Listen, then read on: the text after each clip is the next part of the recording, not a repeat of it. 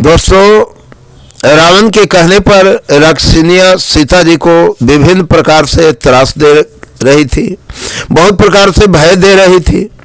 और इस प्रकार से भय देने के बाद सारी राक्षसिनियाँ अपने अपने भवन को चली जाती है कि भवन गयो 10 कंधर यहाँ पिचासिन वृंद सीत ही त्रास दिखा वही धर ही रूप बहुमन। यो कहकर रावण घर चला गया। यह राक्षसियों के समूह बहुत से बुरे रूप धरकर सीता जी को भय दिखाने लगे। त्रिजटा नाम राक्षस एका राम चरण रति निपुण विवेका सब ही बोली सुनाए सपना सीत ही से करहु हित अपना। उनमें एक त्रिजटा नाम की राक्षसी थी। उसकी श्री रामचंद्र जी के चरणों में प्रीति थी और वह विवेक ज्ञान में निपुण थी। उसने सबको बुलाकर अपना स्वप्न सुनाया और कहा, सीता जी की सेवा करके अपना कल्याण कर लो। सपने बानर लंका जारी जातु धान सेना सब मारी खरयारूढ़ नगन 10 शेषा मुंडित सिर खंडित भुज बेसा। स्वप्न में मैंने देखा कि एक बंदर ने लंका जला दी, राक्षसों की सारी सेना मार डाली गई। रावण नंगा है और गधे पर सवार है, उसके सिर मुड़े हुए हैं, 20 भुजाएं कटी हुई है। ये विदिशो दक्षिण दिश जाए लंका मनो विभीषण पाई नगर फिर रघुबीर दुहाए तब प्रभु सीता बोली पठाई। इस प्रकार से वह दक्षिण जमपुरी की दिशा को जा रहा है और मानो लंका विभीषण ने पाई है। नगर में श्री रामचंद्र जी की दुहाई फिर गई। तब प्रभु ने सीता जी को बुला भेजा। यह सपना मैं कहूँ पुकारी हो यही सत्य गए दिन चारी। तासु बचन सुनते सब डरे जनक सुता के चरण पर रे। मैं पुकार कर निश्चय के साथ कहती हूँ कि यह स्वप्न 4 दिनों बाद सत्य होकर रहेगा। उसके वचन सुनकर वे सब राक्षसिनियां डर गई और जानकी जी के चरणों पर गिर पड़ी। जह तह गई सकल तब सीता कर मन सोच मास दिवस बीते मोहि मारे निश्चर पोच। तब इसके बाद वे सब जहां तहां चली गई। सीता जी मन में सोच करने लगी कि 1 महीना बीत जाने पर नीच राक्षस रावण मुझे मारेगा। त्रिजटासन बोली कर जोरी मातु विपत्ति संगिनी तय मोरी तजो देह करु बेगी उपाय दुसह बिरह अब नहीं सही जाई। सीता जी हाथ जोड़कर त्रिजटा से बोली, हे माता, तू मेरी विपत्ति की संगनी है, जल्दी कोई ऐसा उपाय कर जिससे मैं शरीर छोड़ सकूं। विरह असह्य हो चला है, अब यह सहा नहीं जाता।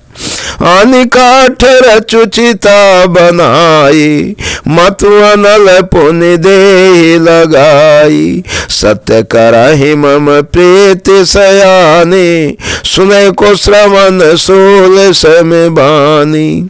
काठ लाकर चीता बनाकर सजा दे हे माता, फिर उसमें आग लगा दे हे सयाने, तू मेरी प्रीति को सत्य कर दे।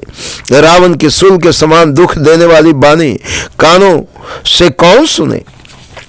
सुनत बचन पद गही समुझाए से प्रभु प्रताप बल सुजसु सुनाए से निसि नयन मिल सुनु सुकुमारे अस कहे सो निज भवन सिधारी।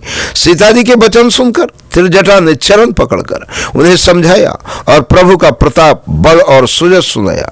उसने कहा, हे सुकुमारी सुनो, रात्रि के समय आग नहीं मिलेगी। ऐसा कहकर वह अपने घर चली गई।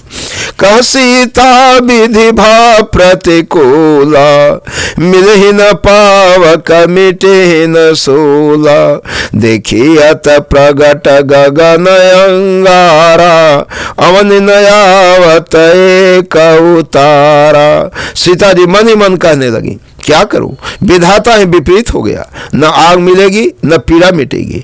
आकाश में अंगारे प्रगट दिखाई दे रहे हैं पर पृथ्वी पर एक भी तारा नहीं आता। पावकमय शशि स्रवतन आगी, मनहु मोहि जानिहत भागी। सुनहि विनय मम बिटप अशोका, सत्य नाम करु हरु मम शोका। चंद्रमा अग्निमय है, किंतु वह भी मानो मुझे हतभाग्नि जानकर आग नहीं बरसाता। हे अशोक वृक्ष, मेरी विनती सुन, मेरा शोक हर ले और अपना अशोक नाम सत्य कर। नूतन किसलय अनल समाना, देहि अग्नि जन करहि निदाना।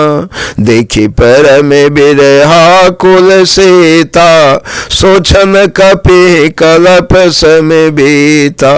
तेरे नए नए कोमल पत्ते अग्नि के समान हैं।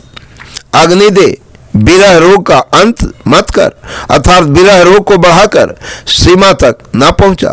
सीता जी को विरह से परम आकुल देखकर वह क्षण हनुमान जी को कल्प के समान बीता। कपि करि हृदय विचार, दिन मुद्रिका डारि तब।